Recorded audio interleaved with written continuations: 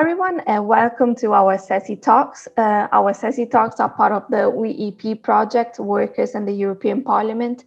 We want to bring to the attention of workers and citizens in general the actions of the European Parliament on various topics, especially right now that we are in a very challenging time after the pandemic, and we need to get back on track on a lot of different social issues and workers' issues. Today, we have the pleasure of having MEP Mrs. Leitão Marques.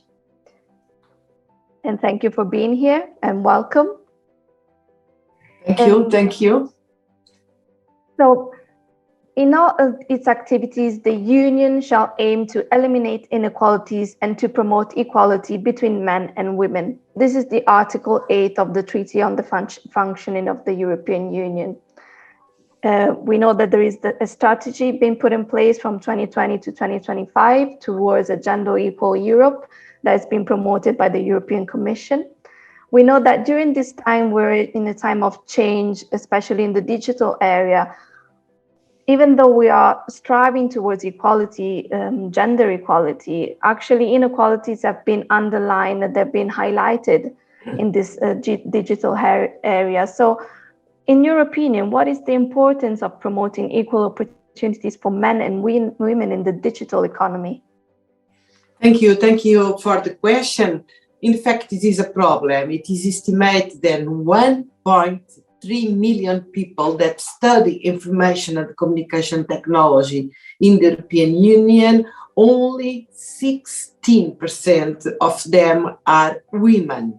Moreover, only 22% of artificial intelligence professionals in the world are women. So digital tools will become ever more important in our personal and professional lives. If inequalities such as these persist, women will be left out of this new digital economy. Not all women, but a large percentage of them. These will have consequences in their income, in their earnings, as digital economy jobs, we know, are often very well paid and will be in the future with a lot of opportunities of careers and jobs being created. Moreover, this will have a number of externalities that will increase inequality in other aspects of life. For example, if women are not included in the design of artificial intelligence algorithms, it's more likely that these will be biased against them. This can have far-reaching consequences, as AI, as you know, will be used in almost every aspect of our lives in the near future. Moreover, if women are not in the room, is less likely that problems that affect mostly women than men will be addressed, such as online gender-based violence. That is a very big and huge problem for women in general, and especially for young women, for instance, revenge porn and other aspects of this kind of violence, including deep fakes for this purpose. When it comes to the digital world, it is estimated that 1 in each 10 women in the EU have already been victims of harassment through digital means, to give you a figure. So, this online gender-based violence is an epidemic, and if women are not involved in digital economy, I'm very skeptical whether it will ever be properly addressed. So, this is a problem we need to tackle with. We are doing our best in the Parliament also, and we can speak about that also during the discussion of the proposal to Digital Service Act, but there are other means to tackle the problem we are discussing in the Parliament. Exactly, and as you just said, in the figures that you've just shown us, that they are worrying. Can you give us a little bit more detail about what the EU is doing to close the digital gender gap? I would highlight two key areas from my point of view of action. The first one is, and also for your work, is very important. The first one is digital skills, digital competences. I know this is a problem not only for women. We need to deal with this problem to the upskilling and reskilling of all our workers. For all our workforce, we need to do that in a very fast way. It's urgent problem, but we need to make more efforts to improve digital skills, digital competences of women in order to have more women in digital economy. And this year, the European Commission presented its 2030 Digital Compass communication, where it outlines goals for the EU in terms of digital economy. And there are different layers where we can do that: upskilling, reskilling, specialized skills and competences, research, and we need to do something on skills. It's a very important. I would highlight its aim of digital compass of having 20 million information and communication technology specialists with convergence between women and men, and also achieving 80% of the adult population with basic digital skills. This is a big challenge for the European Union, because also we need to attract specialists, keep in Europe our specialists, women and men, and attract from abroad.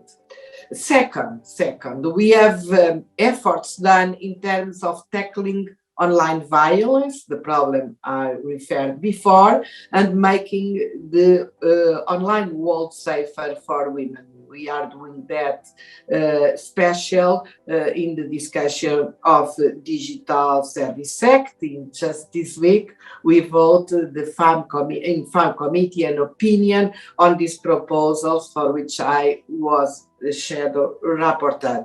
And between other aspects, we call for access by researchers to disaggregated data for training for those moderating online platforms, and for a code of conduct that specifies how platforms should address cases of online violence. You can ask me, is this enough? Of course not. But we are moving in the right direction, and the EU institutions are ever more aware of the need to assure that the digital world is both accessible and safe for women and young women too. Absolutely, and it has been as a trade union, our lifelong battle for equality, especially in trying to close the gender gap in being treated fairly in the work, to have equal opportunities for career advancement, and obviously to feel safe at work from harassment and violence. Do you think that more could be done, especially from the social partners? How do you think they can contribute, social partners and trade union, into closing the gap? Yes, the work and the role of social partners is crucial. This is a very big challenge. It cannot be solved. Of course, we need to European institutions and member states and public institutions and governments should be more involved in solve this problem and contribute to improving the skills of our works and our women, and fighting the gender imbalance. But it's not enough. We need to mobilize civil society, our research, our universities, our schools, our trade unions, and also the employers to solve this problem, to give answers to this problem. And also to improving digital competence and skills. and when it comes to this problem, it is essential a cooperation with workers' organization in order to understand the best and most efficient way to promoting upskilling. We know a lot about traditional tools for training our workers, and in Portugal we have the experience of involving trade unions in these tasks of retraining and modernizing the competencies of our workers, but now we need different tools because it's urgent. So we need probably common tools at European level, and we can work with trade unions in order to produce them, because digital skills are the same in Portugal or in Sweden or in Germany or in France. So we can develop common platforms, blended systems of training in order to involve more people in this training, more workers, more women in this training, and prepare them for disruptive change we are going to face with digital transitions. And the responsibility cannot be only of the public institutions. We need to involve employers, and they need be responsible also for the upskilling and reskilling of their workers in jobs that are going to disappear, for the jobs that are going to be created in different areas with different contents. Also, they must be responsible, not only, so this is a responsibility of the state, of the government, of the trade unions, but not our responsibility.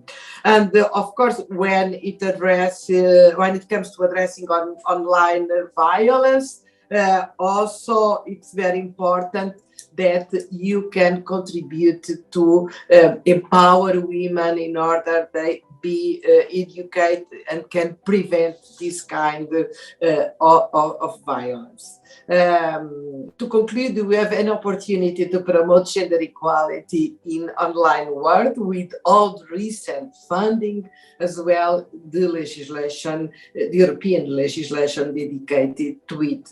And to do that, we need all stakeholders involved, both public and private, and very, very, very concrete commitments, targets to put gender equality at the top of their agenda. Today, we see some of these stakeholders looking at gender equality as a priority. We need to recognize that through the lens of social responsibility. But I must say that this is still done in a very sporadic way and not assumed by default as an aspect that requires consideration across all their actions, as we wish it would happen and in the near future. And we count on trade unions to this new approach to new problems that workers are going to face in the future, not only women, all the workers, but special women, because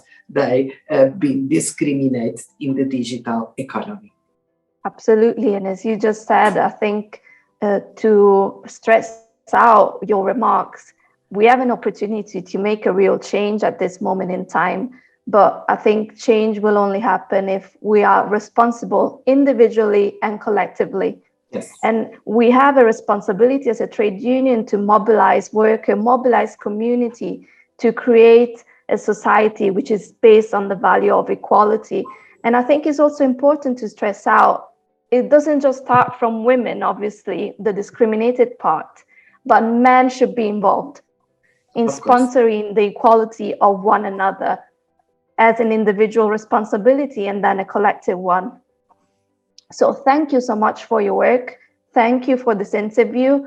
And I think we have a great challenge Thank ahead. you, Sarah. I totally agree. Men should be involved. This is not a problem of women. This is a problem of human society, rights. Yes. For everybody. But we know that, unfortunately, even in the FAM committee, the majority of MEPs are women.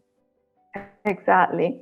So thank you again. And hope maybe we can chat soon and have updates on how it's going. And thank you for being with us. Thank you.